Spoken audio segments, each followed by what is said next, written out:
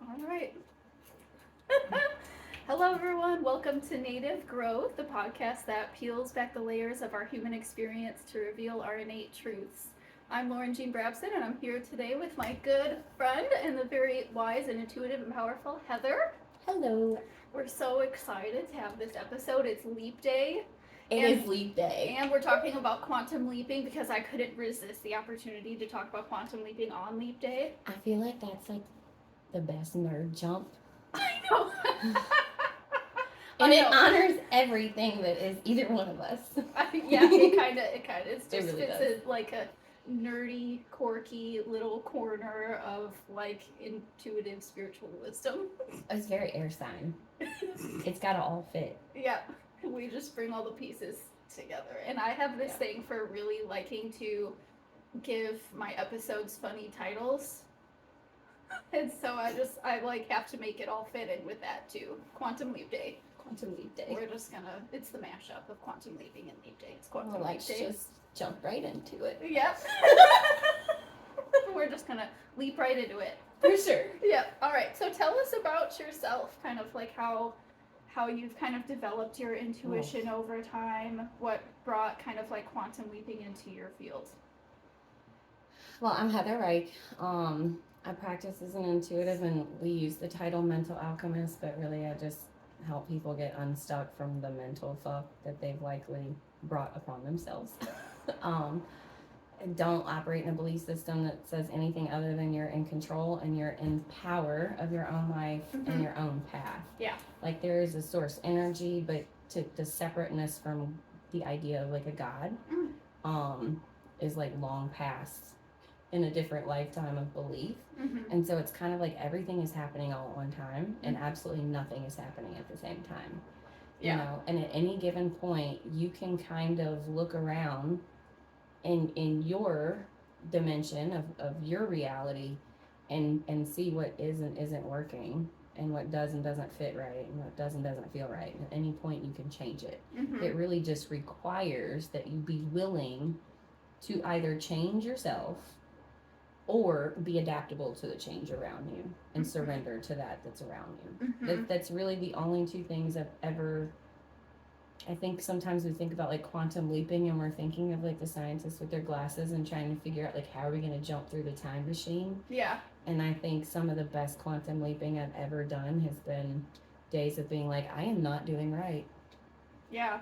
And I need to be accountable to that. And then you move through acceptance and accountability and you're just in a different time zone at that point. You're not in the same place anymore. Yeah. Because you're not the same. So your projected reality is no longer going to look the same. I think probably there's a couple of quantum leaps here that are probably the biggest.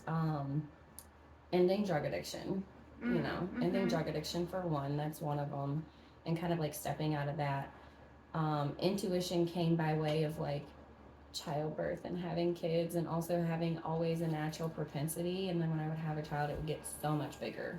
It would be very magnified, and it's almost kind of like people use the psychic term being blown open. It's almost like being blown open over and over again to pass through that portal. And how many kids have you had? 8. You've had 8 kids, so you've been blown open 8 times. Blown open 8 times. When we say it like that, I mean but blown open here. Yeah. Do you feel like with every time it was like building on the last time, so it was more intense and more profound each time? It was more intense and profound each time. There is something of like a quantum leap in the childbirth experience, and like I do doula work and lactation work too, and this has kind of always been something that I've observed, and then like I would actually see it play out. But the difference in like medical birth or just like a normal barely assisted or unassisted birth, the intuitive experience was different. Whether there were meds at play, whether there was like kind of closing of that energy cycle. I think I've had some life experiences that I kind of got left open. My energy got left open. Sure. And then I've had some where it kind of closed back up. And like my last baby was just a very natural home birth. Had her at home Oh, In a really? few hours, midwife tucked us in, helped us with some laundry. We went to bed as the sun was coming up, and like it just felt like that cycle closed almost, you know, like that energy finally closed. So it's a little bit weird in the sense that you feel like, you know, you've got like an 8-time portal going on in there. Yeah. At the end of it. Yeah. Is you that know, part of why you named her Snow? I named her Snow solely because I moved here from Louisiana to Wisconsin, and I love the snow, and that's how I made my money. And it was the winter time, and I was trying to pick out names, and I would be out late at night looking at the moon, playing in the snow, and then I said, Snow Moon. Okay. She's gonna be Snow Moon. Yeah, so that didn't really have anything to do with like the portal or no. Okay. Absolutely nothing. It had everything to do with is the element that I was surrounded by the most at the time, and the one that for some reason I felt super attracted to. Yeah. It was clearing and cleansing, but it was cold and it was crisp. Yeah. And it was just everything. I don't know. Yeah, and I definitely look at the winter as like a closing of a cycle as well, even though we often, at least here in Wisconsin, we start the calendar year still in winter, but in many ways it's like life has kind of lived its season through spring and summer and fall, and it's closing that cycle in the winter. Yeah. Well, and that's just kind of how I felt. I was in the dead of winter, you know, and I'm like, what is the most alive thing here? Like, what's the most abundant thing here? You know, and the one thing you can always see really big in the wintertime in Wisconsin is the moon. And there's just tons of snow. Yeah. Usually. Yeah. Yeah, not this winter. This winter's been kind of odd, but I'm not really mad about that either. I'm soaking up the sunshine. We're fine. Yeah. It's been nice and mild. Call it mild. Blessings. Yeah, right. Mild weather blessings. It's been super nice. Yeah. So intuition wasn't something that you necessarily felt like you had your entire life. It was something you felt like kind of came more developed a little later on? No, I've always had like a weird sense for sure. Okay. Always. I think for me though, I was very much in the other realms. I always saw the things people didn't see. I always understood that. And then I had this like experience in life and like some series of circumstances that really instilled a lot of like fear and pain and all those things. And so what that looked like for a while was just like fear and paranoia. And then after clearing away all of this fear and paranoia and slowly getting some of like the gunk out from those collective experiences, being accountable to them and accepting them and just holding them all, suddenly it was like my psychic sight, it was closer to what it is now. And it was at that point that I realized I had been seeing all along. Okay, yeah. But what I was seeing was real scary compared to what I see now, obviously. Yeah. I think childbirth does something of a sense of protection and preservation. And there's just that mama instinct that kicks in. And so it definitely fuels it a certain type of way. And I think just that general like sacral energy, like the real deep intuitive energy, that is different. I didn't have visions before my last baby. I didn't start having clairvoyant visions and like psychic actual visions until after Snow.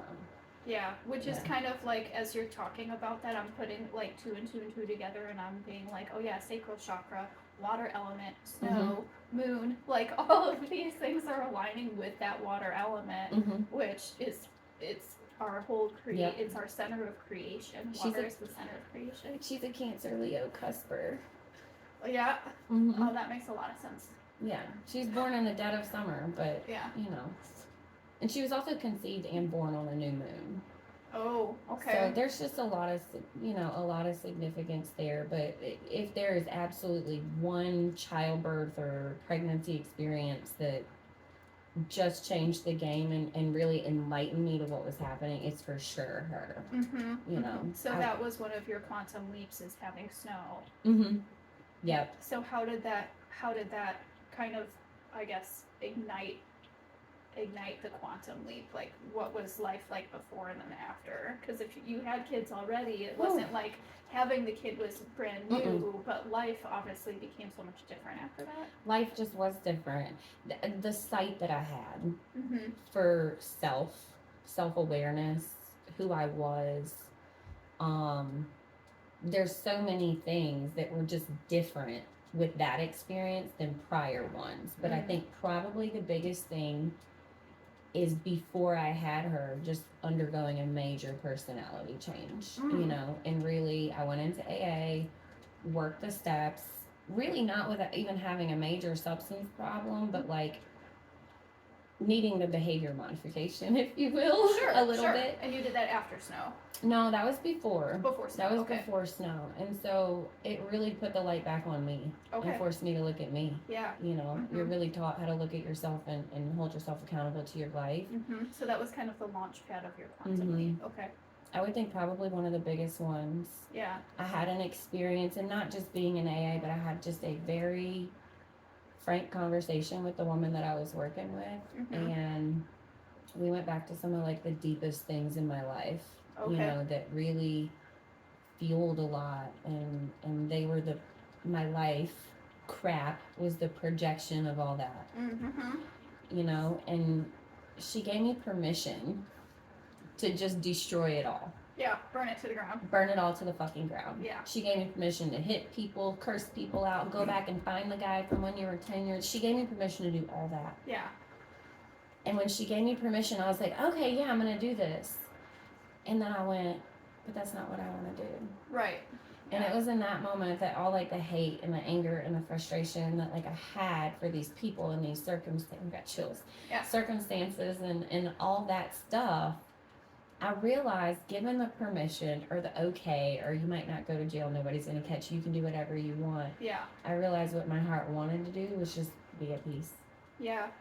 And not have it anymore. Yeah. I wanted that to not be my job anymore. Yeah, to you not know? have to carry around that weight for so long, like it, and I think that that's super true for most people. Like we think that we want revenge because of the emotional weight that we carry, but at the end of the day, what we really want is peace of mind and peace of heart, and just to be free, to feel the feeling of freeness and freedom and lightness. Yeah. And sometimes just someone being like, yep, you have the permission to do whatever the fuck you need to do to like have your process. Like sometimes that permission is all we need to realize, like, for sure. Oh, okay.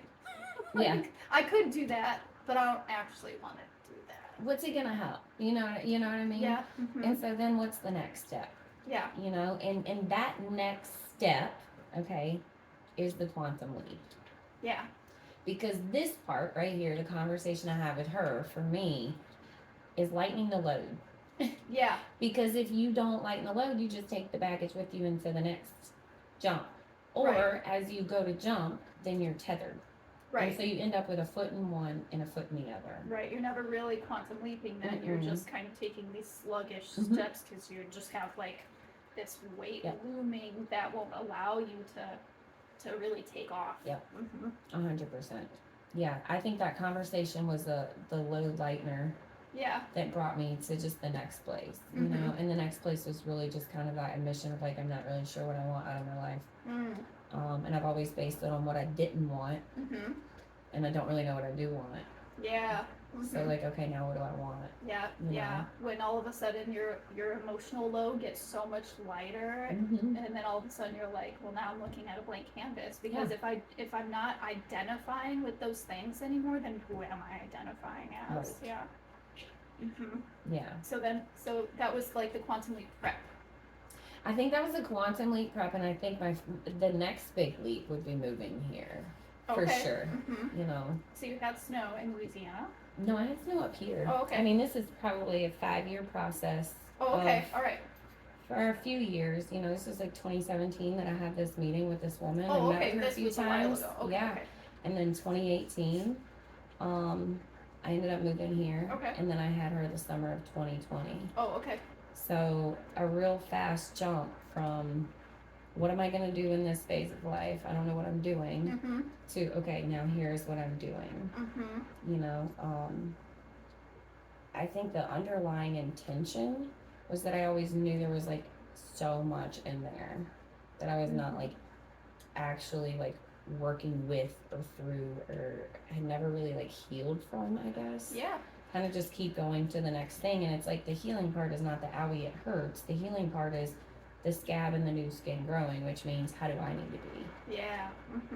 How do I need to be? Yeah. You know, and so one of the biggest reasons I came to Wisconsin was because I just couldn't figure it out down there. I couldn't figure me out there. I just couldn't. And when I came here, I could breathe. I will never forget, like, getting here, taking this breath, and it was different. And I was like, okay. Yeah. Why do you think that was? Well, for one, I think it's really difficult to get well in the same places that you got and stayed sick for a really long time. Yeah, that makes a lot of sense. You know, we can talk about all the witchy guru shit in the world. Yeah. But, like, you know, let's just talk about nature versus nurture, you know, and just acknowledge it for a second. Yeah.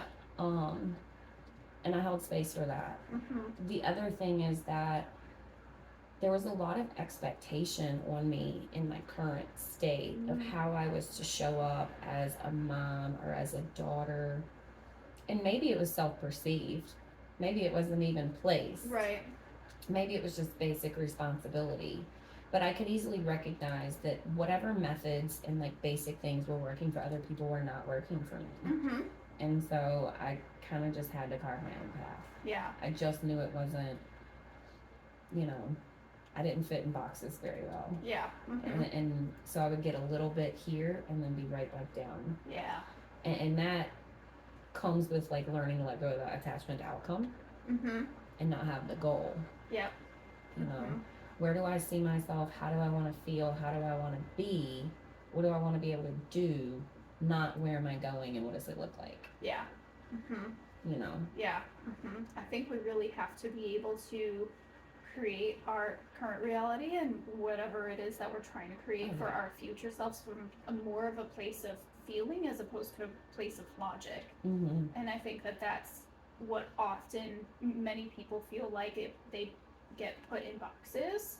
Is the whole idea of, like, the logic and, like, the responsibility and maybe some of the perceived expectations as well. This idea that they have so many people who are like, well, you need to be like this and you need to be like that and you have to be this person for me and this person for your kids, and it, you know, kind of these ideas of what life in these different facets has to look like and what the process is supposed to do as it unfolds. And then we have these truly not human souls inside of us that are like, no, none of that. None of it. None of that makes sense at all. Like, it really doesn't. Yeah.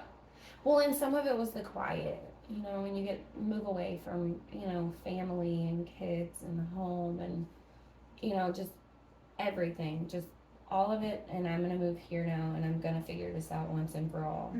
You know, I think I thought there was, like, something to figure out. Yeah. When I initially came, and here I was just away from it all. And what I found was that once I was separate from everything else, the shame that I was carrying wasn't really mine, for one. And for two, I could recognize the shame that I was carrying was a product of largely my environment, you know, and it's very difficult to live through some of the things that I've been through and still live beneath the Bible Belt, having been raised in 90s purity culture.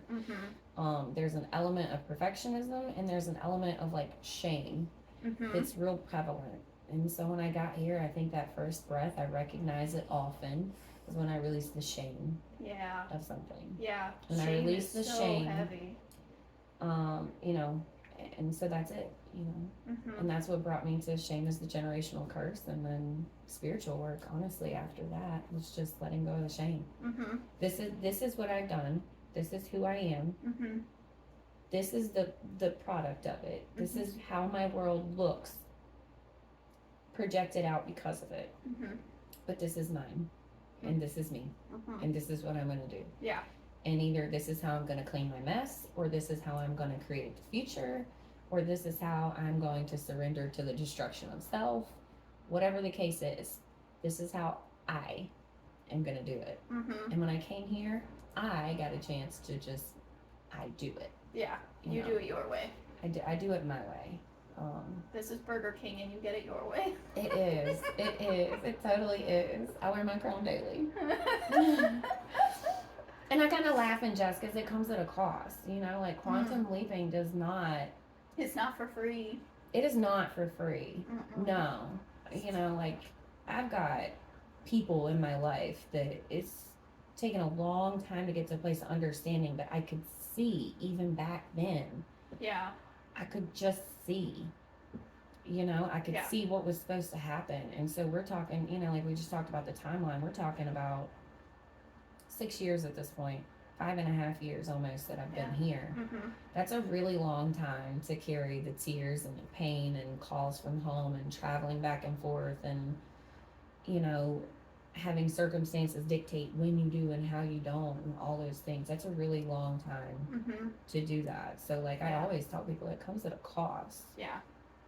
Are you willing to get to where your soul is trying to go? Right. Are you willing to let your soul travel there? Yeah. That's what a quantum leap is to me. Yeah. Yeah. And for you, that included like a big major move physically. Mm-hmm. But to the point that you were making earlier, a lot of times it's more so of the internal move that we have to make to get out of the dark space into the light space. And that means leaving behind whatever was in that dark space. Oh, yeah. There's a lot of trust that has to go into this whole process of like, all right, I've lightened the load. I have to trust that my wings are going to work. I have to trust that I'm going in the right direction. I have to trust that if I stumble along the way, it's not like all of my teeth are going to get knocked out and I'm going to die. Like, Spirit is going to be there to catch me. Like, there is a huge element of like, right, fucking here we go. Oh, absolutely. I mean, even now, quitting a job is the quantum leap. Yeah, you know, we both done that. I mean, when I say last year, I just said I'm going to take some space to heal, and I sent a message to the necessary person, and then I went home, and I shut my mind off from it, and I said, I'm not doing that right now. Yeah. I went from working in this tiny little shop to that same day, 3 hours later, having whole tarot parties booked. My first tarot party booked, actually. Yeah. But all it took is that flip. Yeah. You know? And even sometimes now in my little matrix job, I'll be like, I need a break from this. I'm going back to my world. Yeah. I'm going back to the other side. Yeah. And I'll kind of just let the universe know, I need a break from that place right now. I'm tired of sports bar energy. Take me home. I want to go do my spirit job. And all I have to do is release or give away 1 or 2 shifts. Yeah. And I will have less shifts, and suddenly, out of a miracle, I just have extra readings in their place or whatever. Yeah. And my foundation at home, it's never about the money. If it's not about the money, then I basically make the same amount of money. I'll make the same amount of money whether I was doing readings or whether I was working at the bar. You know what I mean? Yeah. That component will stay intact because I'm only affecting certain parts of the time-space continuum. I'm not trying to weave all the way through it. Yeah, yeah. I'm just trying to put new stitches. So I'll just I want to take a little break, and then a few readings will come in, a few clients will come in. I'll be able to do some spiritual work, and then I'm like, okay, I've helped the people that needed the gate open, and then I just go back to my matrix job. Yeah. So at this point, I kind of quantum leap in and out of a few different dimensions, and I don't really stay in one all the time. Yeah. And I don't know if I ever will.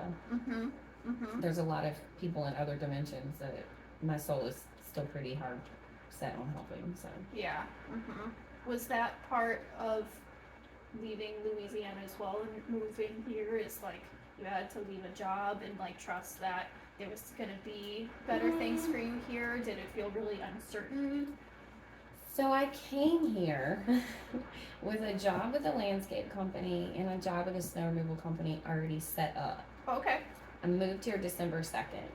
Snow did not start falling until January 10th. Oh, wow. So I had weeks, and I showed up here with $30 in quarters. So it was a car off the tonic at the time. I had a bunch of quarters that came with. $30 in quarters, a $10 bill. I drove my 1999 Toyota RAV4. I had 2 laundry baskets of clothes, a 32-inch TV, and a mirror. And that's what I had. Wow. And I got here with 2 logically placed jobs. Okay. And the seasons wouldn't permit me to work either of them. Oh, Jesus. And I just kind of said, oh no. Yeah. And so I looked at Craigslist and found this little restaurant and was like, I'll just send in an application. I don't know the area. I ended up with the best damn job. That job carried me through hell and high water in off seasons. I had so much fun. I worked like 15 hours a week and was scraping $600 to $700 a week. Nice. Just serving tables, having fun in downtown, like learning about the Bucks, going to Bucks game. You know what I mean? Yeah. all kind of different stuff, and like then all of a sudden snow started falling. Mm-hmm. So because I didn't trust the leap, I started a job. I got hired, and 2 days later, snow started literally dumping buckets. So for the next few months, I had to work both jobs because my moral dilemma was I can't quit either one now because I'm tied to both. Right. So I kind of jumped myself right into more abundance than I could have ever imagined for a little while. Yeah. You know. Mm-hmm. But again, that's leaping. Yeah. That's leaping. What are you trusting? Yeah. What you trust is going to be provided is going to be provided. But a second you take back that power and that control over how it goes, that no longer becomes part of the webbing. That is now something that's on the outside of it, if you will. Yeah. And you can move, you know, your pieces and parts how you want. You just have to accept this might be self-chosen, not universe delivered. Right. You know? Yeah. And a lot of that is, like you said, it's taking some of that power, which I think is misplaced in a way. Like we want to have so much more trust in logic, so much more trust in what we logically know is right here, right now, or what we've like put in line and we think is going to work out, because that's like the way that we perceive that it's going to happen, but really it's a fear response that we feel like we need that we need to have control and that we can deliver better than the universe can. Yes. It's so funny that like we as humans, we have this idea sometimes that what we can create for ourselves is better than what the universe can deliver to us. Correct. Like that's correct. So I don't know a better word, oxymoronic. Yeah. Like it doesn't like when you put it into words, it's actually not logical at all. Even though our feeling is based in logic at the time. Absolutely. That it happened.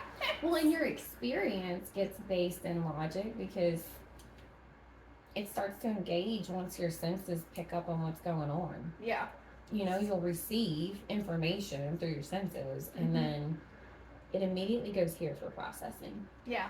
Immediately. Right. And the mind can't create a new thought. It can only receive one. So the other thing is that there's like it's like a carousel. Yeah. You know, up there, and it's just constantly spinning. I call it the hamster on the wheel. Is the hamster on the wheel making a mess, turning over thoughts, or is the hamster chilling right now? When you start to kind of clear away some of that like mental clutter and like the debris, I guess, it really, I watch people often like move in and out of timelines without realizing it's what they're doing. Yeah. But it's really just the process of your own quantum field. You know, if you're moving and you're jumping and you're leaping and you're really trusting, then like you said, you're trusting in yourself. Yeah. All you're trusting is that you are going to be able to show up because it's already projected. You know what I mean? Once it's projected from here, it's already in creation around you.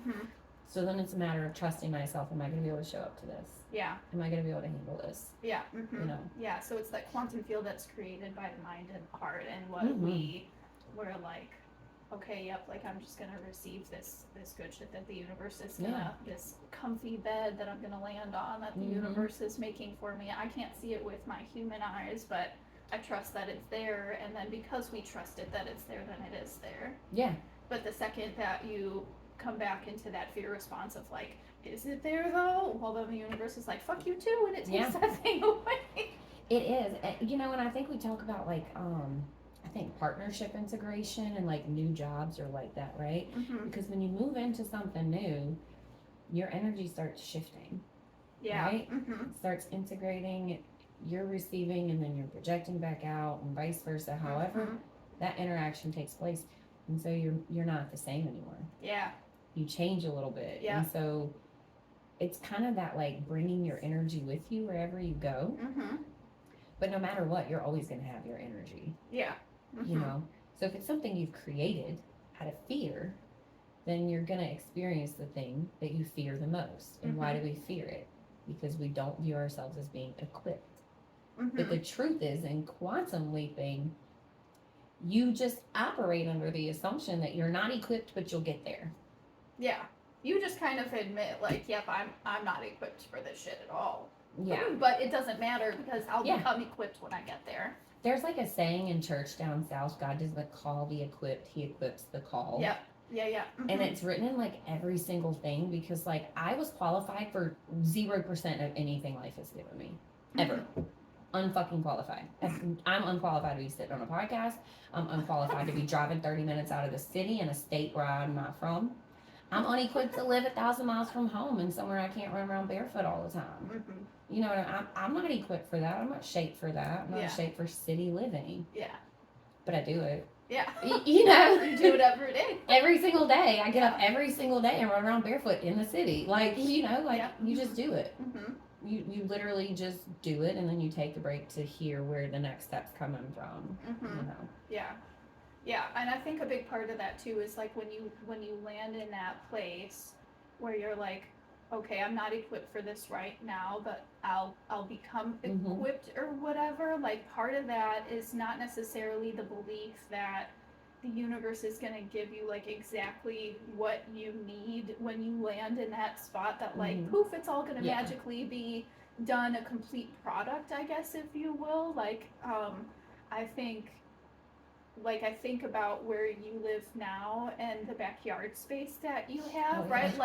Like the universe wasn't like, oh, we're gonna take this Louisiana and transplant her in Wisconsin, and like it's gonna be this beautiful home and this beautiful garden space, but you took part of you, what you already knew that you had, and then the tools that the universe gave you once you were here. It didn't give you a finished product, but it gave you the tools, and because you had what you had already plus the new tools, you were able to create a beautiful home, and now you have this garden that flourishes every year that feeds you and Snowy like all the time, like with these herbs and peppers and tomatoes and all the shit that grows in like an eighth of an acre. Like it grows in like 200 square feet. No, it doesn't even do that. Do you know where all that comes from? A 2-foot by 4-foot garden box. That's it. And that's what you've made all out of that. All of that you see is coming out of that one tiny box. See, again, prime example. It's coming out of that one box. I think the first year I did tomatoes, I had like 400 or 500 cherry tomatoes off 2 plants. Yeah. And probably 60 or 70 jalapenos. I still have 40 jalapenos that are dried for me to make jalapeno spice, like ground jalapeno spice. Yeah.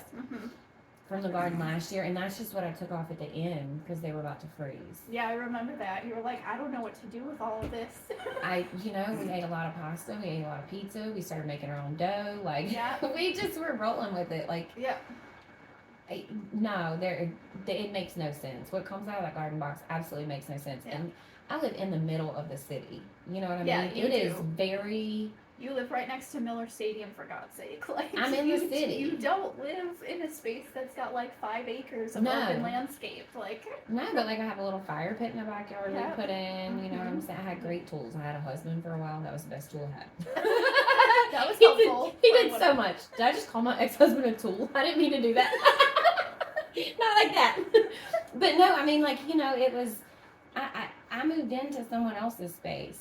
You know, and then slowly but surely it became our space and then my space, you know, and it has evolved and changed with each little season that we've gone through. Yeah. But there is always a huge shift when I make a change, you know, and a couple of years ago I was sitting in the backyard in a fire pit and I just kind of released some things on paper. I tied it to a piece of wood, threw it in the fire.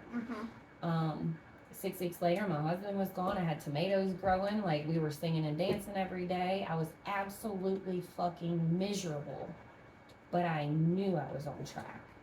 Because whatever that thing was inside of me when something doesn't fit right, that finally lifted. And it felt like things were clicking into place. Yeah. So, the quantum leap from 2017 of sitting here going, my mind is fucked. My soul is dirty as shit. And I got a lot of fucking mess to clean up. Yeah. That conversation in 2017 was, the woman I am right now is going to make more of a mess than she's going to help. And so I need to figure that out first. And so from 2017 to 2024, what is that, 7 years now since that very first conversation? The only thing I was really looking to do is to figure out how to make better than what I've been doing and to be able to sit with myself a little better. So I think as I sit with me a little bit better, the world around me sits a little bit better. Mhm. You know, and we get to create some like real cool shit. Yeah. Mhm. You know, I Yeah. play "Started from the Bottom" by Drake, and I buy like half dead plants and like play music and stuff because like they're broken like I was at one time. Yeah, right. You know, It's okay. You'll be okay. and then they flourish. Yeah. You know, and then everybody's happy and. Yeah. You know, I think truly if you asked a lot of people from like my past, they'd probably be like, it makes absolutely all the sense in the world. She's up there witching in Wisconsin growing shit. It probably makes sense to them. Yeah. It didn't make sense to me for the longest time. Yeah. This is not who I am. Why would I do this? Well, I don't know, because I can go outside and look at the birds and get stuck there for an hour. Yeah. I like it. Because we're air signs. I like It it. doesn't take much. No, it doesn't. It really doesn't. I think no matter where you're trying to go, you're always going to get there. Yeah. Yeah. I Mm. think it's not Yeah. so much a question of like, am I gonna get where I'm trying to go? It's a matter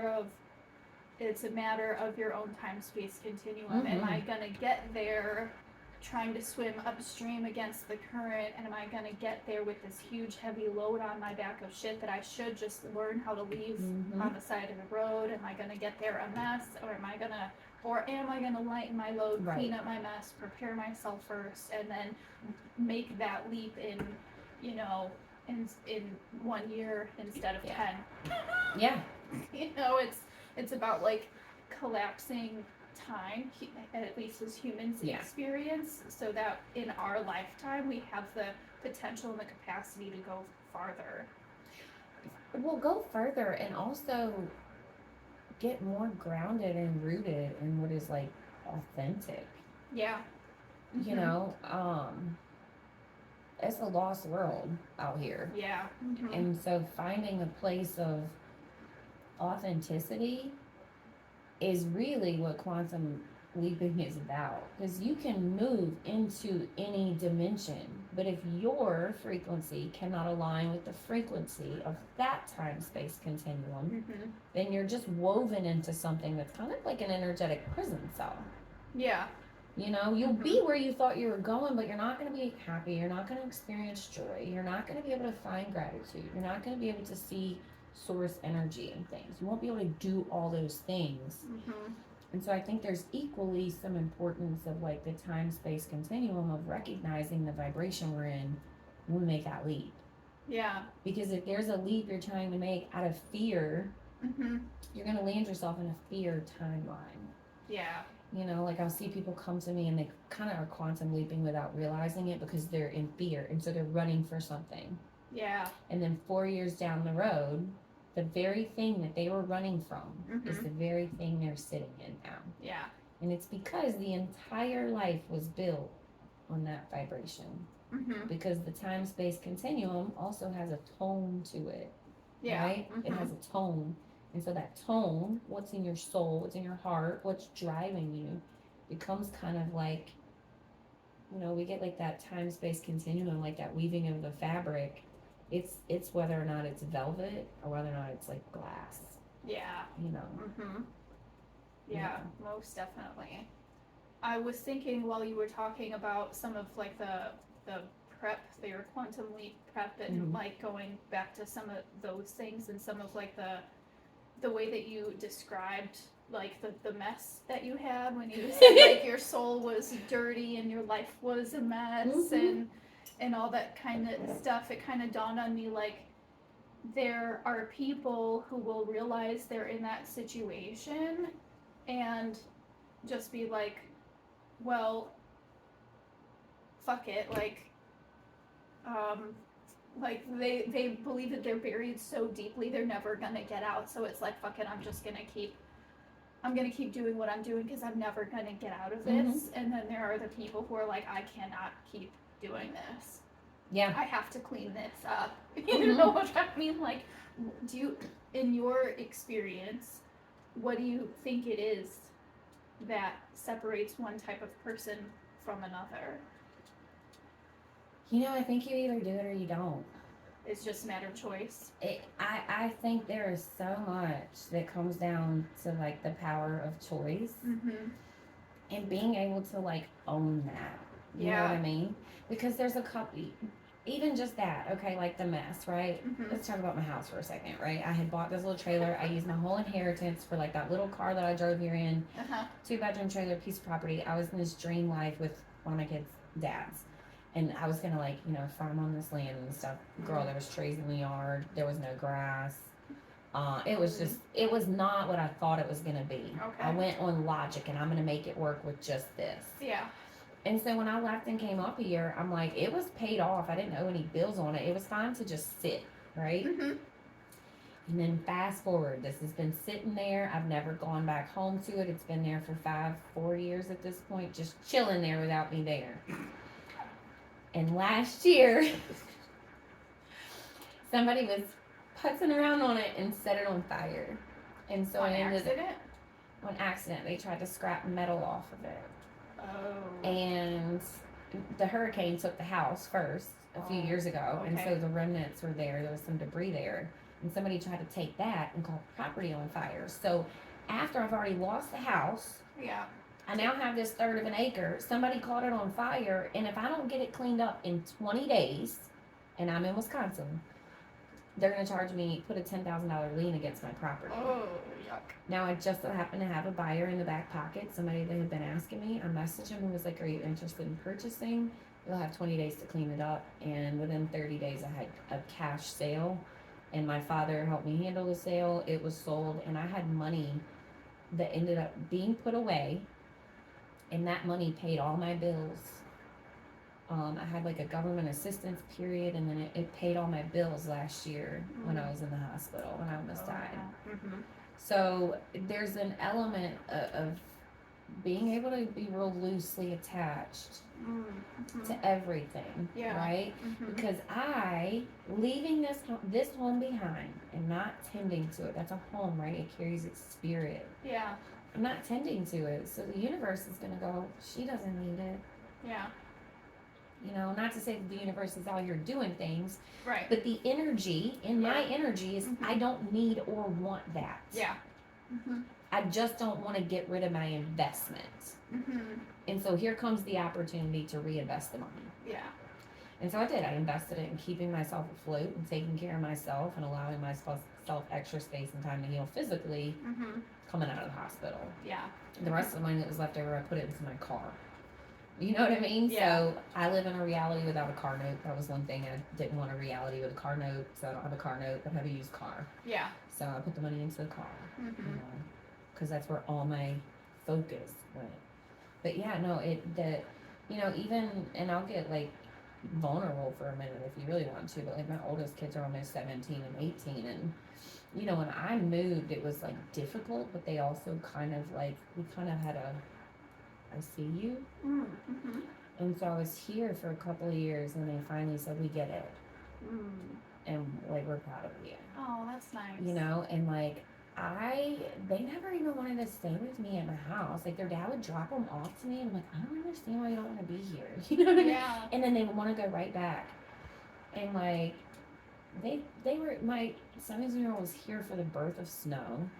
Oh, yeah. You know, they got to spend summertime here. I've traveled a lot, not so much recently, but I'll get messages from them about, you know, this thing that's going on at home, or like this boy problem, or like, you know, they're teenage girls, so like there's the issues of like dating, birth control, voting, like all the things that girls are like coming into at that age. Yeah. And we can talk about them. Yeah. You know, and at this point, if any or all of them wanted to just show up and move in with mom, they have the space and the place to do that. You know? Yeah. And if that space isn't big enough, I got the means to, you know, make a bigger one. I got enough faith that we'll get a bigger one. Yeah. And that's the quantum aspect of it. I'm doing the exact same thing I was doing here that I was doing there. Work, pay bills, create what I can whenever I feel called. I am doing the same exact thing, but I'm doing it in a different space, in a different time, in a different me. Yeah. And as a result of, the outcome is a little bit different. Yeah. You know, Yeah. and truly, that's, in my opinion, that's the beauty of it.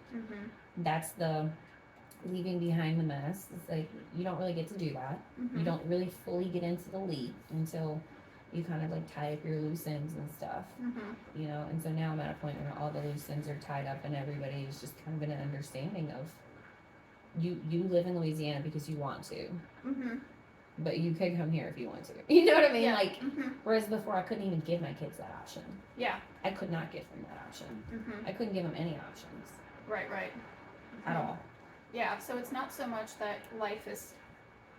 It is different, but your day-to-day process is not really so different. Like you said, like you're doing the same things now, but because you've been changed inherently by your quantum leap, by your native growth in the process of quantum leaping, you're able to do those things in a way that produces so much more for yourself and your family. Yeah. And the outcome of it, you know, when I moved here, I was like, I'm going to stay there for a little bit and come back to Louisiana. Yeah. And it's always been left open-ended. Always, because that was how I left here. You know, I didn't leap here and say I'm going to be gone by this date. It was always whenever I'm ready to go back to Louisiana or whenever I want to go back to Louisiana. You know, and I've gone back and forth, you know, and now I have a child and, you know, like a separation and custody and all that stuff. So it's like, legally, can I move? Right. The logic says no. The faith says yes. Yeah. So you still will not convince me right, that you can't that I am either here for good, or that I'm going back to Louisiana, or that I'm going anywhere else. Because right now, in quantum leaping is a big jump, right? Yeah. And it takes years for that to truly ripple out. Yeah. I know it hasn't settled from the last one I did. So right now I'm just getting shitty and sitting pretty often and having fun because you know what else are you gonna do in the meantime? But your best way of weaving in and out and like truly making a life you want is to enjoy what you have, and you'll create more of that. You know. But no, that's by far the biggest jump. I mean, physical location change. You know. I quit a lot of jobs before and it didn't really change anything. Yeah. You know, you just go into the next thing. A quantum shift happens when you're willing to shift with it. Yeah. You know. Otherwise you're just changing a job, you're just changing a setting, you're just changing the scene. You're not really changing anything. You're just manufacturing a different projection of the same reality. Yeah. You know. Right. Yeah, so the whole process of quantum jumping really is more about heart posture than it is about anything else. 100%. I mean, we can talk about like the things that we have to do in the physical reality, but it all starts by deciding, making the choice, right? Right. Like, and this is something that I've said actually for a lot of years, is like life is all about choices.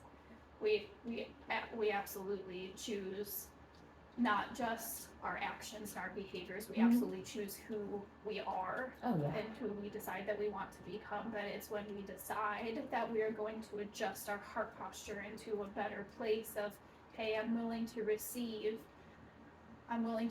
better, and I'm willing to integrate with my shit in order to keep receiving better. And from that space is what's causing me externally to clean up my shit and get it together and drop some of the weight off so that I can move forward. 100%. And I think that theme of permission, I don't know why that's come up so many times today, but it's almost like giving yourself permission to say, I deserve love. Yeah. I deserve better. Or I deserve different. You know? And the deservedness of it. And then the next step is saying, well, this is just what I'm going to do because it's what I want to do. Yeah. You know? Just because it's what I want. And I don't need to justify that beyond that. I don't have to. You know? I know where it comes from. Like, you know, we're talking like, I'd love to get absolutely buck wild sometimes. Yeah. Because there's an inner child and an inner teenager in there who had to live a real certain type of way. Right. Had to be all buttoned up and I wasn't. My hair was a mess. I was not buttoning anything, and I had blue eyeshadow up to here, okay? I was not. But I have never been that person, and I've never been that way. And so the process of unbecoming Yeah. what life produced, Mm-hmm. and becoming this unfurled, like absolutely feral human being who just doesn't really give a fuck, but also doesn't want to hurt your feelings. Yeah. I'm not trying to hurt anybody. I'm just trying to be myself. Right. All of myself. And some And of that's my gonna shit hurt your might just kind of feelings. come flying out sometimes. Yeah. It's not personal. And sometimes it might be personal. And I'll let Yeah. myself be there too. Mm-hmm. You know, Yeah. I will, if there's anything at all, it's like there is a responsibility, you know, like choices. Like, if I choose to pick up that phone or try to pick up that phone, Mm-hmm. there's no such thing. Like, you either pick it up or you don't. Yeah. You know what I mean? So Yoda was right. Do or do not, there is no try. There's no try, you know? Yoda is absolutely right. It's kind of like, you have this choice, but the choice is like the energy with which you like begin something or you create it, Mm-hmm. right? The resolve. Yeah. Mm-hmm. The action is like the channel of it, and that action in Quantum Leap is like, it's literally like the of the roller coaster. You know what I mean? It really is like, am I really doing this right now? Like, is this really happening? Yep. Oh my god, yeah, we're doing this. Yep.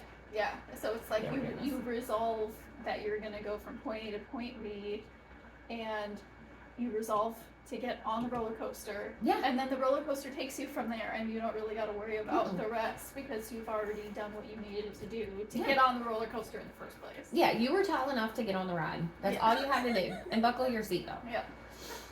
Put your arms in the air, have fun, take the crazy picture on the way down, come off the log ride wet, like maybe you got an elbow to the face and now you're bruised, but like you were tall enough to get on the ride. Yep. And it kept you safe enough to get off. Yep. You know, and that's pretty much quantum leaping right there. I was barely tall enough to get on the ride. I'm not sure if we even got off yet. Yeah, that's the only qualification. Like, other than that, we weren't qualified for the rest. I'm very unqualified for pretty much everything in life. I act like I know what I'm doing, but I'm so unqualified. Like, aren't we all? I was just gonna say, I feel like that's how humans exist on the whole. Especially because we've, at least up to now, right? Like, we could look at the way that humans have kind of operated in general over the last 100 years, and it's been so assembly line.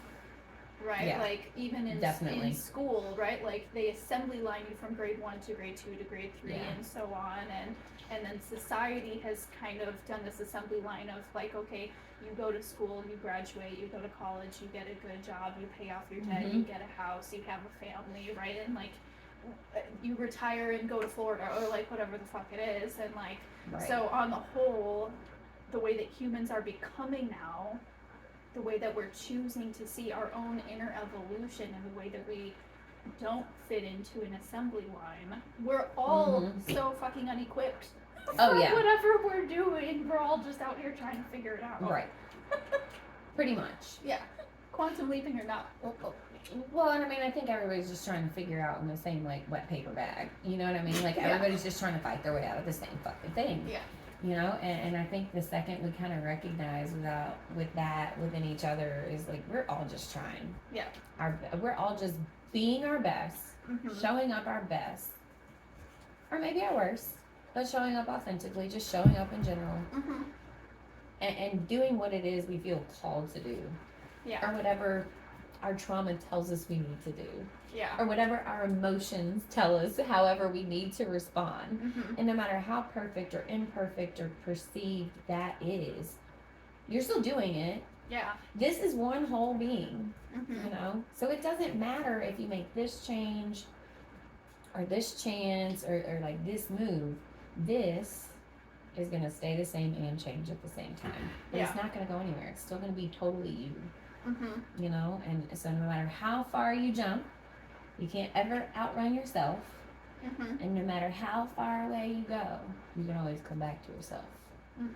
You know, so I think there's something a little scary about it, but also equally just as much like comforting, especially once you realize other people are kind of just trying to do the same. Yeah. Everybody's just trying to do the same. Yeah. You know, and I think it teaches us too. I think there's a hard life lesson in like attachment and detachment when you quantum leap. You know. Yeah, absolutely. So like jump away. Yeah. Jump away and learn away while you're there. Otherwise, it's painful. Yeah. It's a roller. I think the roller coaster becomes a lot less painful whenever you don't have people hanging on the side of it. You know. Yeah. Or when you're sitting all the way in the back where you can see all your little bitties in the front and you know they're safe too. You know, or when you're sitting in the front and you don't want to see the guy behind you. You know. Yeah. You choose your seat. You know, you choose your seat and you just get on. Go for a ride. Yeah. Kind of like to be like, all right, well, I'm gonna try to sit somewhere in the middle. So I feel like I have a little cushion, even though that's totally a perception, and I recognize that. But right. Just get on the seat. But something that Larry has started to say to me recently, and I'm trying to so I am absorbing this. There's no try. I am absorbing this a little bit more every day. Is like, you can't fail. There's no such thing as failure. That's a total illusion. Like, yeah, no, that's shame. Yeah. Failure's rooted in shame. There's literally no such thing. You can do it like this, or you can do it like that, or you can do it like anywhere. Yeah. An infinite number of ways in between A and B, but you cannot fail. You can't fail. No. You can view the experience and the outcome however you want. Yeah. You can perceive it however you want. You can interact with it however you want it. Doesn't change it. Right. Truly. Yeah. It really doesn't. And it nothing about that would ever make it a failure. For something to fail, it means it doesn't work. You know, if I have a power failure, that means the power went out. Yeah. If you're still here and you're still on this side of that dirt, then you haven't failed. Then you haven't failed. Yeah. Your body is not failed. Your soul hasn't failed. I think a lot of times we really need, especially as a society, if we really want to wake up. Wake up. Wake up. And wake up. And wake up. We got to really be able to sit there and go, this isn't a failure, it just didn't go my way. Yeah, it just didn't go the way I expected it to. Or my way. Say it didn't go my way. Yeah. You know? Not even putting the distance of like, not the way I expected it to. Well, that's still an expectation of the mind. What if it in here? Right. Because yeah, that's what I meant in terms of expectation. Yeah. Right. It's about getting this here and this here to be like that. Yeah. I had an expectation because I had a want and I wanted it to go to my way. But if we come back to the heart of the matter every single time, it is usually a failure. It didn't go the way I wanted it to, or the way I think it should have gone. It didn't go my way. Yeah. It went the way that it was supposed to go. Yeah. And now that requires me to go a different way. Yeah. And really, that's all failure is. Yeah. You know, there's really no such thing as failure. That don't exist. Right. Yeah, because everything does happen exactly the way it's supposed to happen. Oh yeah. 100%. And it's up to us to be kind of like malleable enough to be like, oh, well, that's not what I thought was going to happen. But, you know, no. It did what it was supposed to do. So that means I need to change something about me and what I'm doing. Yeah. And that's okay. That's not, I think that there's so many people who get into those situations and they continue to perceive every time it happens as a failure, and like the more that they lean into those feelings of like, oh, it's so hard, it's such a failure, the more they create those things over and over again. Keep it fucking moving. That's how that happens, right? And then it's like all you have to do is land in that space one time and then be like, oh, hang on a second, I keep repeating this cycle. Yep. Like, all I need to do is be like, no, like, I'm not married to this situation. Like, I don't have to identify with the way that I wanted it to go. I don't have to identify with the circumstance. I need to identify independently as a reflection of source, and to be like, okay, well, that did what it was supposed to do, so now I'm gonna go do what I'm supposed to do. Right. Yeah. And just Yeah. Except if it was supposed to be another way, it would be that way. It wouldn't be this way. Right. Yeah. I mean, there's very basic life tenets, I think, and like little, things that we all hear our whole lives, but like they're that meat, If it was supposed to be any different, it'd be something different. Yeah.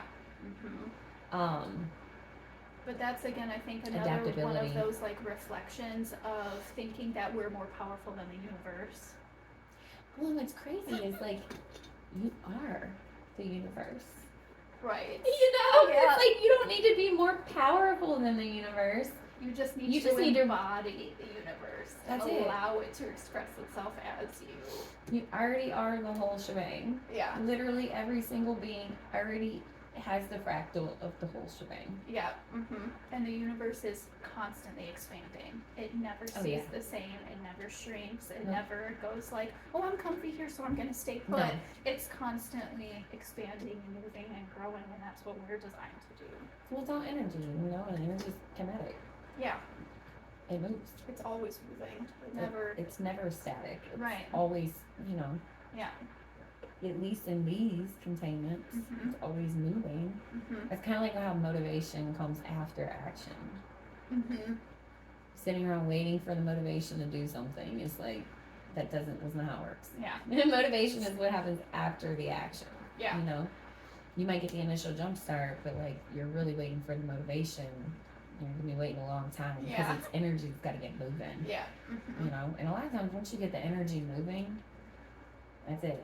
Yeah. It goes where it's supposed to go. Yeah, you find that motivation inherently because the body emotion tends to stay in motion.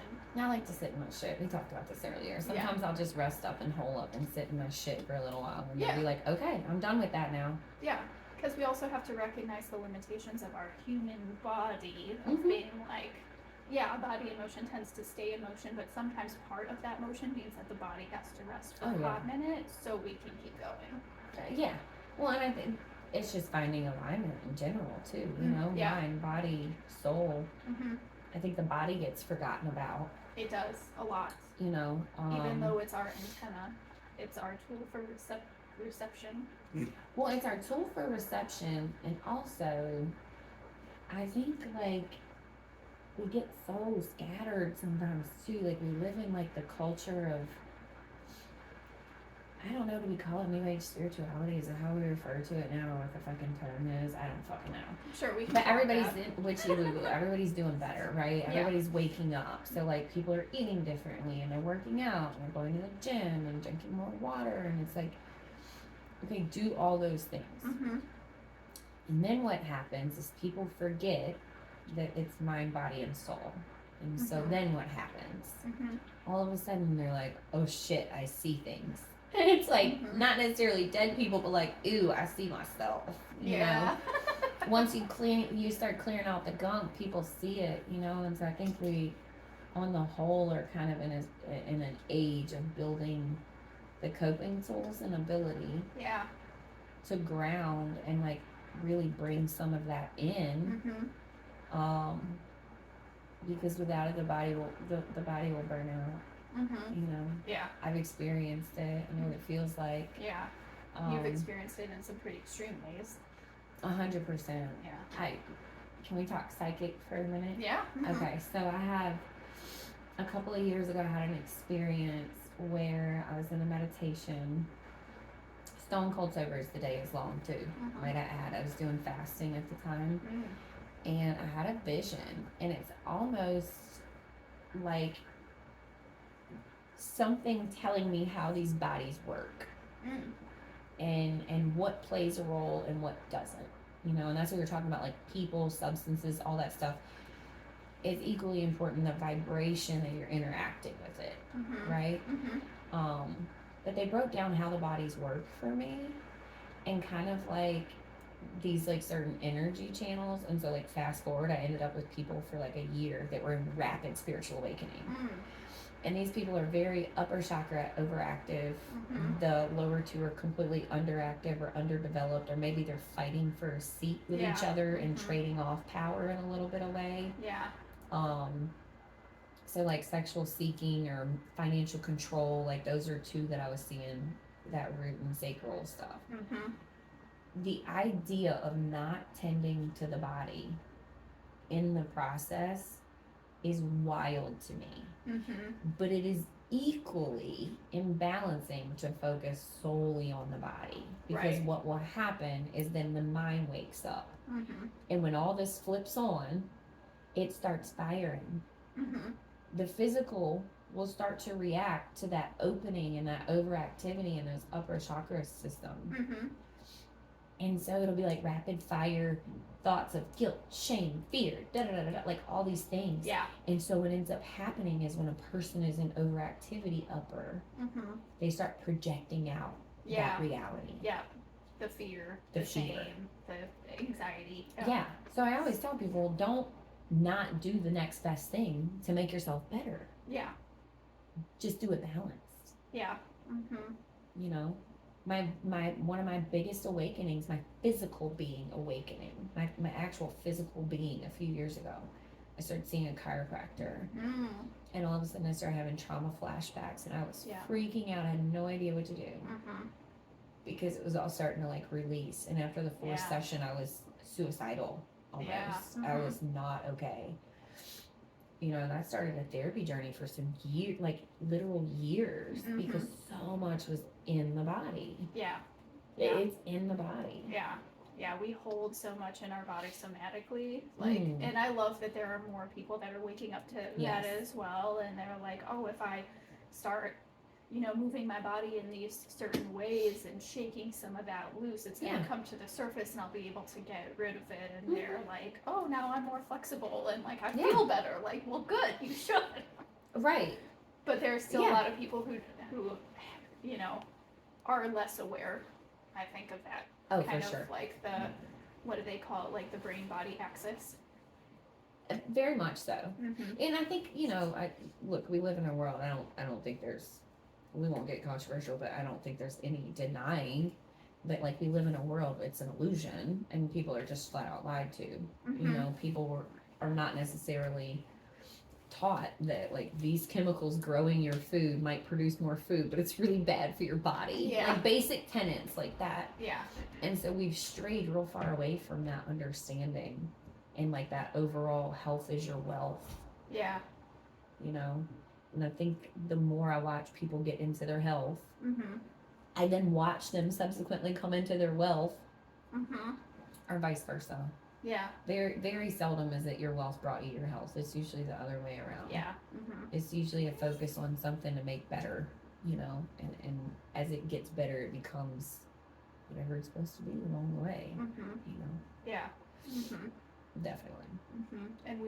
And I think it's so important too to keep an eye on balance on the whole, because again, that's what continues to keep us in a state almost of like, I love how this reminds me of that quote from Will Smith. He said, if you stay ready, you don't gotta get ready. I say that all the time. Yes. Right? So like if you stay in balance mentally, emotionally, spiritually, physically, then you stay in that space of prepped for quantum leap. Then you're prepped for quantum leap whenever you're ready to quantum leap. Like that time and space has come and you feel into it and you're like, well, I don't even have any baggage because I stayed ready. Yeah, well, and you said that, and that's just one of my favorite. I say that all the time. That geeked me for a second. But also, I think people think sometimes of like quantum leaping and like there's like an image of like perfectionism or how you have to be to go about doing it. Yeah. I'll have people tell me all the time, well, I'm just not as spiritual as you, or I don't, and I'm like, it has nothing to do with that actually. I work in a sports bar and drink probably too much tequila, and I'm also a part-time homeschooling parent. Yeah. Okay? Like, there's no way to do this. There's no right or wrong way to do it. You can't fail. There is a distinct connection between how clean and how solid your leap is, and how many attachments you have along the way. Yeah. So if you just can't let go of your iced coffee, or your vape, or your tequila, or you know, the need to have somebody with you when you need to spend alone time. Those things will hold you back. Yeah. But you can quantum leap into, you know, your next time space fabric and drink tequila and have a child and have a job and you can really do whatever you want. Mm-hmm. It's about your attachments. Right. Like how free are you? Yeah. Because nothing helps a quantum leap like being free inside. Right, right. The realization that we don't own anything. Mm. This is just like our reality that we're living in. We get to No. borrow for this period of time and experience the joy of it, but we don't own it. Like, we didn't come into this world with it, and we sure as shit are not leaving with it. Yeah, what are you gonna do? Take a Wells Fargo truck with you when you go? Like, I mean, you know what I mean? Like, I ask people all the time, like, that save for a rainy day. Yeah. If you want to save money or you're just storing your abundance, that's one thing. But saving for a rainy day is going to bring you a rainy day. Yeah. You've literally told the universe, that's what I'm leaving this money here for. Right. So I always tell people, don't ever say you're saving for a rainy day because you're literally bringing yourself a rainy day. A rainy day. Yeah. And so you're trying to jump using money that you saved when that's not really what a jump is. That's just your next move. If you're doing it, it's just your next move. Yeah. Yeah, don't save for a rainy day. Save for the next new thing you want. Or, you know, just call it storing your abundance or whatever. Yeah. But don't say things like saving for a rainy day when you're trying to quantum jump because you'll just get brought back and forth. You'll get to one side and then it'll bring you back. Yeah. Because you got loose ends. Yeah. Yeah, everything needs to be woven in together. Right. If you're trying to quantum leap into a reality making $500,000 a year and you currently make $25,000 a year and you're saving money for a rainy day, you're never going to get to $500,000 a year because $500,000 a year ain't saving for a fucking rainy day because it ain't worried about one. It's sunny. It's $500,000 sunny. Right. Right. Either that or you're going to get there and it only going to last for like 2 minutes and then you're going to have a rainy day and back down you go again. Exactly. Yeah. Yeah. People that like come into money and then they can't hang on to it. That's why. Oh, I'm just like a channel for everything. Money comes to me, it flows through me, it goes right back out. Yeah. I don't really have a lot of saved money. My life is much easier since I quit saving for a rainy day. I have a lot less rainy days. Yeah. I'll be totally honest. I put money away, you know what I mean? Like I save money. Yeah. Like I'll save money or sometimes I just tell the universe like I really need my abundance because a lot of shit I'm doing out here I'm not getting paid for, you know. It's just me being in the world doing what I feel called to do. Yeah. And then all of a sudden I'll just randomly get money. You know. Yeah, yeah. Universe, I don't know how I'm gonna pay for this, I don't know how I'm gonna take care of this. You know. All you gotta do is ask. When I sold the property, I remember thinking I have this amount of money, I'm gonna keep this, I'm gonna give the other part, you know, like I'm getting this part and my dad's gonna keep the other part. And I'll let him know if I need anything. And I just remember thinking, like, the universe is providing for me. That's the other thing in quantum, is that once you think it, and once your choice and intention's there, you have to remember the universe is going to give it to you ahead of time. The universe, if you're allowing the universe to provide, she'll provide ahead of time. So when I sold that, I got that chunk of money, I put half it away. And I called my mom and said, I don't know what's going to happen, but I'm going to need that. She just gave me that money to carry me through something. And that's exactly what happened. Yeah, because then you needed it months later when you had to go out in the hospital and needed help paying your bills. Absolutely. Yeah, I don't say much for rainy. I mean, yeah. I don't say much for a rainy day. I live in an apartment with a paid off car. You know what I mean? If something happens, like I'm gonna get a ride to work, or God forbid something happens to me, I'm not gonna have to worry about it. You know what I mean? Yeah. That'll be off your plate anyway. So I love the idea of leaving a shit ton of money behind to my kids, but the truth is they need to be able to take care of themselves. Right. That's what they need to know how to do. Yeah. Inside and out, fully, wholly, mind, body, and soul. You know. So no, there's not a whole lot of rainy day stuff because I feel like it's absolutely when you start doing quantum stuff, it's kind of negative, almost not negative, but to keep it like that. Yeah. Yeah, most definitely. Mm. Which part? free will is more powerful than quantum energy. It is. It's so cool. You know how you said like more powerful than the universe, and like we can control the weather, right? Like energetically, you rank higher than the weather. Yeah. Free will is like, it's such a theme and like a necessary point of like quantum jumping. It there's something about the power of like accountability. You know what I mean? Like, yeah. we think about free will in like the religious sense or like in whatever sense, but like, you are literally free to do whatever you want. Yeah. Last year, I wanted to do something that sounded so crazy. And my friend literally looked at me. He's like, "You're a grown adult. You can do what you want." And I was like, "Huh."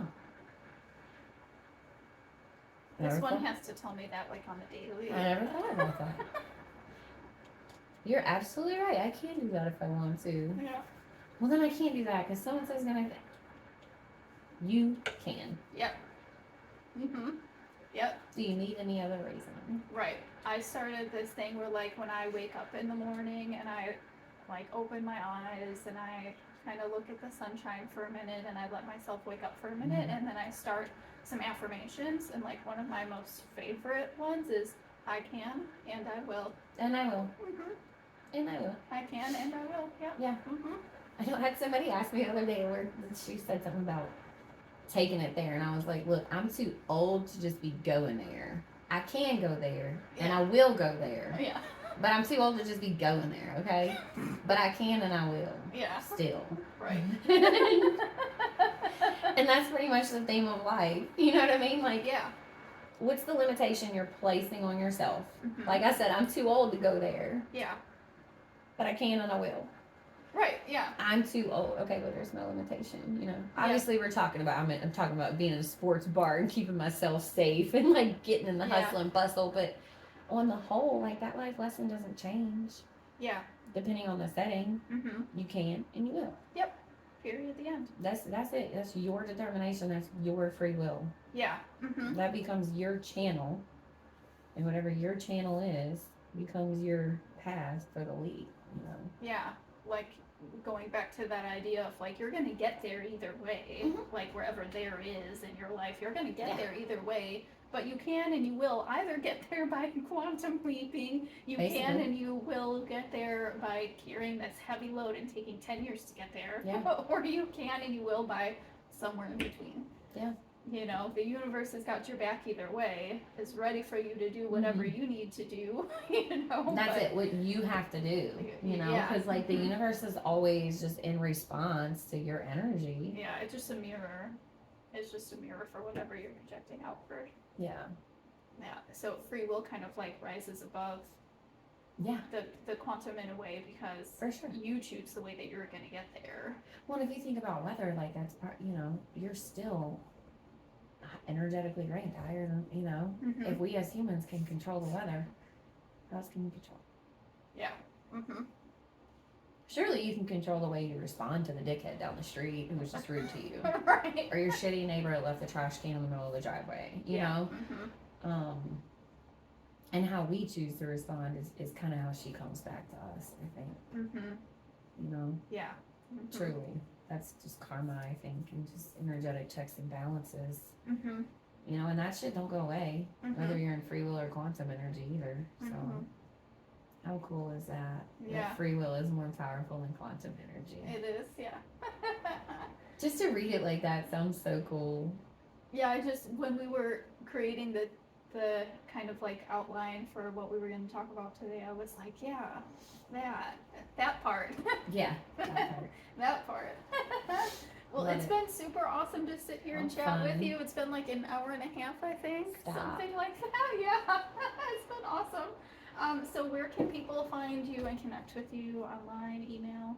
Ooh, you can email me at sshamanics@gmail.com. Okay, we'll put that in the show notes. I'm still operating under Southern Shamanics business name. Okay. I'm making some changes soon. Cool. So the absolute best place to find me is Heather space L-Y on capital Facebook. L, capital Y. Capital L, capital Y. Love y'all. Yep. Heather L-Y on Facebook. Okay, and then the email. So we'll put both of those in the show notes. And what are you here for right now? Like, you're here for your readings, you're here for parties. I do you're tarot here and oracle for... readings. I do tarot parties. I help people get unfucked. You know. Aside from that, there's very much a deep calling to just help people in general. Yeah. So I don't use the word barter, but basically I do barter for services too when people are in need. You know, we can discuss energy exchange in certain scenarios when it comes to the nitty gritty, help people. But ultimately, what I do is I help people move skillfully through their life. You know, and elevate past whatever their limited thinking is. Mental alchemy is a little bit like understanding, you know, again, the mind can't create a new thought, it can only receive one.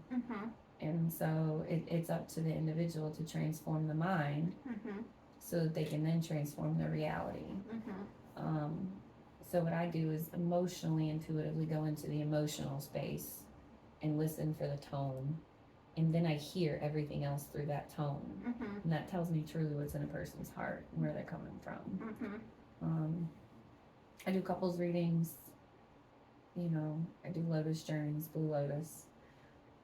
A lot of random shit. Yeah. Cook a healing meal, have a conversation, you know. I do readings, but I think that's what I do as far as a job, but I'm kind of just Cosmo Mama here for whatever the universe needs for the moment. You know. Maybe we should plan like a full moon fire ceremony in your backyard. We could do that. Right in the middle of urban city and teach people you don't have to drive an hour out into the city where you can only see this, or out into the country. It's nice to be able to see the stars and to be in nature. You know, but I got a tiny patch of grass that's been giving me healing in life for over 5 years. You know, and she'll return exactly what you give to her. And I think it'd be super cool to just be in that space. Yeah. We could do that, yeah. Yeah. We'll reach out to our people who are local to the Milwaukee area. We can do that. Yeah. That would be super awesome. Maybe we'll put some screens around it or something. Maybe we can get like some clotheslines and hang some cool tapestries or that'd be so much fun. Something like that. But yeah, just because you can't see the stars doesn't mean the energy of the stars isn't still there for you to access. No. It's there for you to access all the time. Well, and just because I'm living on carpet doesn't mean I can't feel the energy of the earth. Right. Yeah.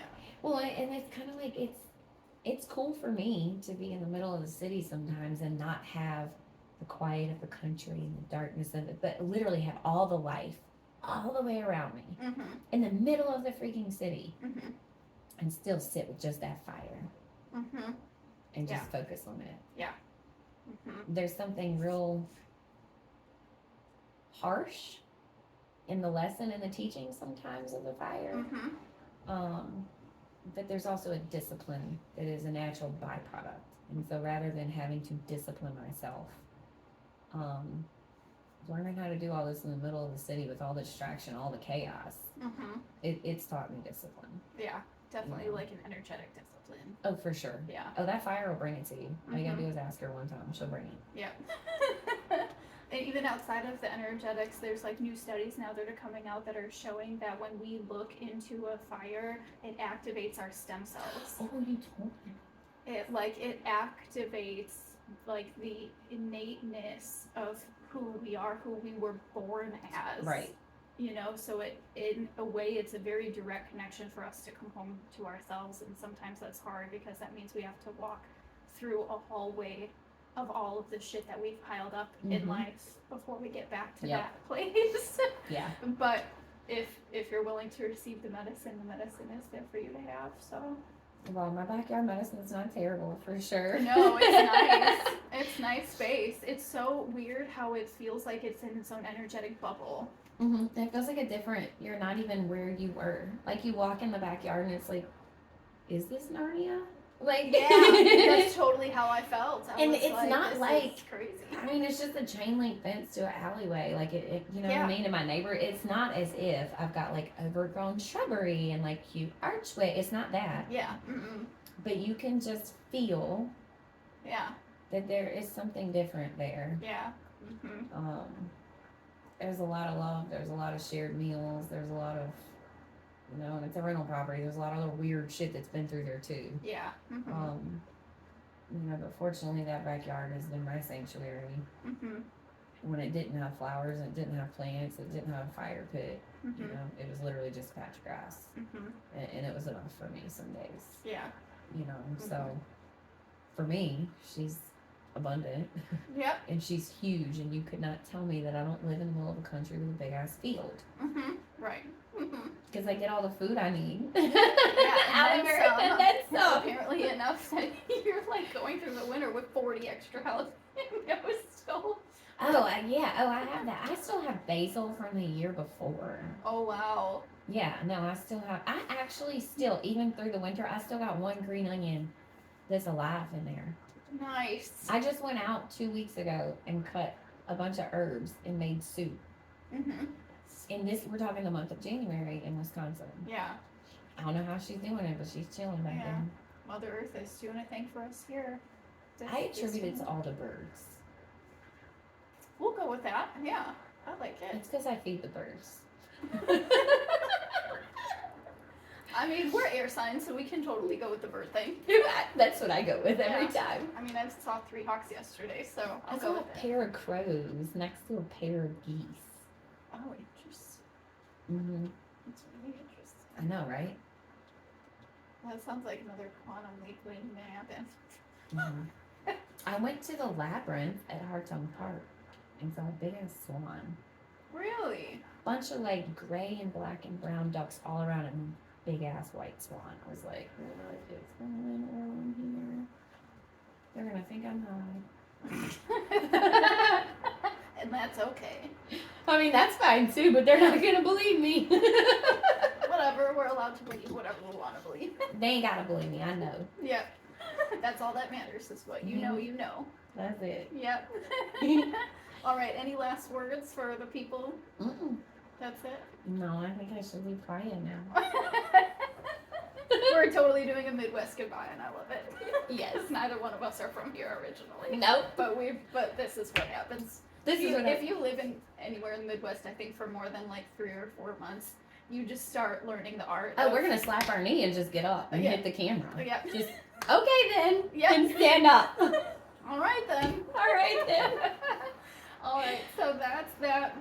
Thank you all so much for taking the time to tune in and join us today. I hope you have enjoyed this episode as much as we've enjoyed having it right here in my little dinette area right outside of the kitchen with my dog running back and forth and all the things. So cute though. We'll leave all those links for you in the show notes. I'll leave my email as well, so if you have other questions, you can reach out to me too. Thanks so much for joining, and we'll see you next week. Love you.